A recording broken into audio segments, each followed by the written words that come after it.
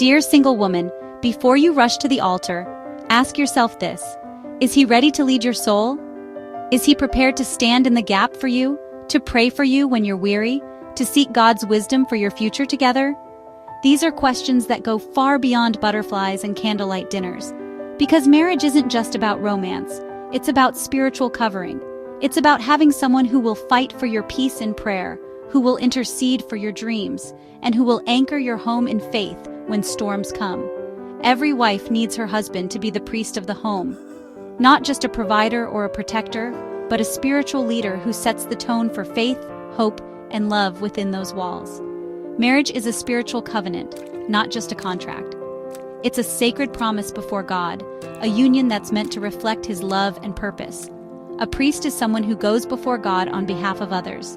He stands in the gap, lifting up the needs of his family, seeking God's guidance and blessing.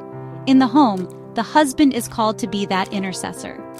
He's called to be the one who brings the concerns, the hopes, and the struggles of his family before the Lord. Ephesians 5:25-27 says, "Husbands, love your wives, just as Christ also loved the church and gave himself for her, that he might sanctify and cleanse her." This is a love that sacrifices, that purifies, that leads with humility and grace. This isn't just leadership, it's sacrificial spiritual headship. It's a calling to lay down pride, to serve, and to cover your wife in prayer and wisdom. And 1 Peter 3:7, it reminds husbands to dwell with their wives in understanding so that their prayers are not hindered. Spiritual leadership is about empathy, about truly knowing your wife's heart and walking with her in unity. A man who neglects the altar will soon bring drought to the home.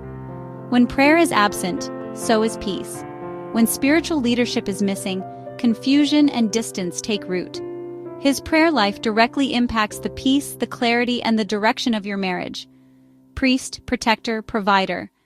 These roles are intertwined and each one matters deeply. In my book, Silent Vows, Navigating Loneliness and Rediscovering Your Worth in Marriage, I speak candidly about the hidden loneliness that so many wives face, even while sharing a bed. It's a loneliness that comes not from physical absence, but from spiritual neglect. Why? Because they married men who looked good, sounded sweet, but never once led them to the feet of Jesus.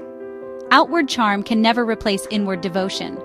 Loneliness creeps in when the spirit is uncovered. When you carry burdens, He was meant to lift in prayer.